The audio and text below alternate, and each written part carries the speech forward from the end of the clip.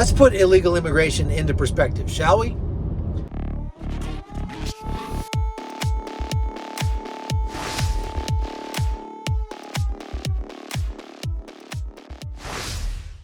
Hey folks, Chuck Holton here. Thanks for watching the Hot Zone. I'm in Mammoth Lakes, California, driving south right now. We're going to go camping, but there's still like 2 stories of snow up there in the mountains. So the trails are all closed.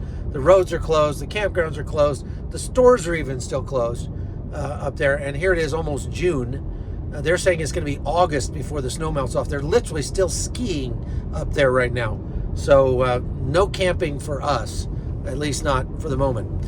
Anyhow, I wanted to talk to you about illegal immigration because it's really hard to wrap your head around just how many people have come into our country illegally. So I was reading an article today about it that just started putting it in perspective, and I was absolutely shocked. If you were to collect up all of the people who have migrated illegally to the United States between January 1st and April 30th of this year, so the first 4 months of the year, just the first 4 months of the year, those people would outnumber the population of 75 different countries. Countries like Luxembourg, countries like Jamaica, countries like Panama. So 75 countries. If you were to make a city out of those people, that city would be the 9th largest city in America.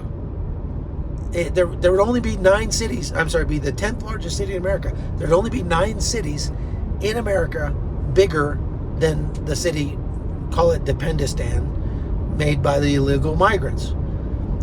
There are more people came into the United States illegally across the southern border in those 4 months than the total populations of 6 American states. North and South Dakota, Vermont, we're talking about Alaska, states like that.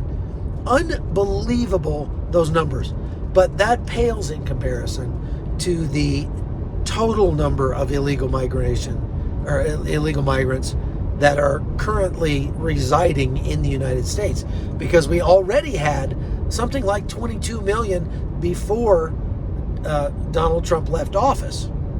And so if there were already 22 million illegal migrants, and we're adding 5 or 6 million in the first 4 years of the Biden administration. If Biden gets another 4 years, by the end of the second Biden administration, we could easily say that there are more illegal migrants in the United States than there are residents in California. California being the largest, the most populous U.S. state at 38 million people.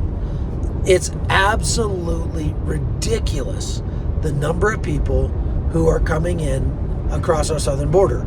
And the numbers are not going down, depending on what, regardless of what you're hearing in the media, from the government, from Alejandro Mayorkas.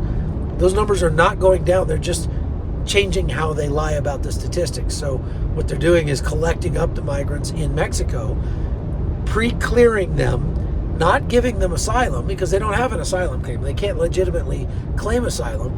Just asking them if they plan to claim asylum, and then putting them on buses and busing them through the legal ports of entry into the United States and across the United States to cities all over this country.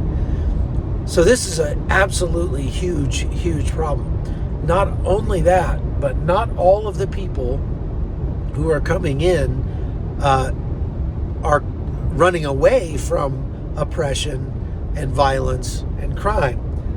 Many of them, we're finding, this is what I've been doing this week, we're finding that they are actually coming into a life of crime and oppression and violence here in the United States because they are being used as essentially slave workers in illegal marijuana grows all across the U.S.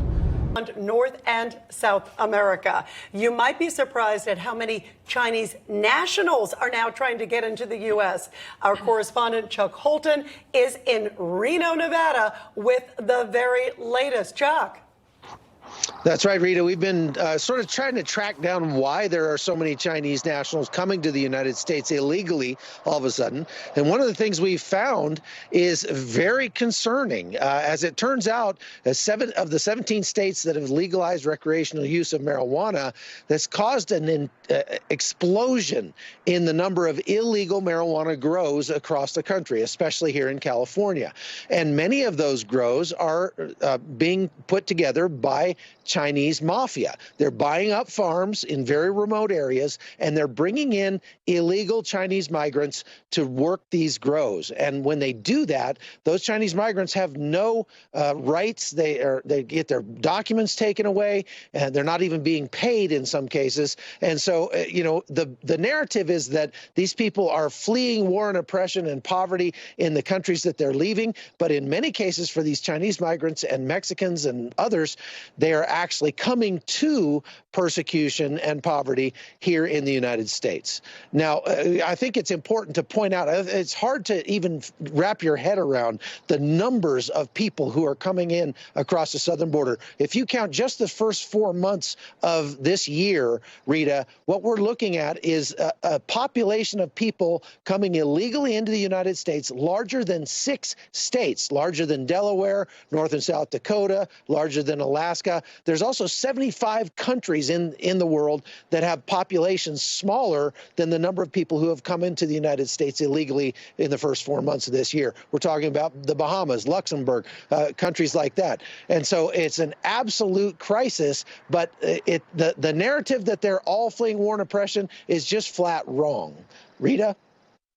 Wow, that is absolutely stunning when you talk about all the different nationalities and also the ties to marijuana. Chuck, thank you very, very much. Really interesting report. Yeah. And in Oklahoma, California, lots of different places, we're finding out that 95% of the people that are arrested working on illegal marijuana grows are illegal migrants.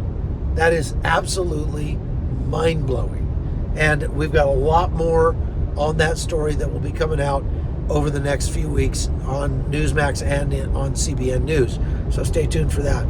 Anyway, I'm going to go kind of kick back and get some R&R this weekend. I hope you have a good weekend as well. Please like and share, and be watching on CBN and on NRA TV for some of the reports that we've been doing. God bless you. Take care.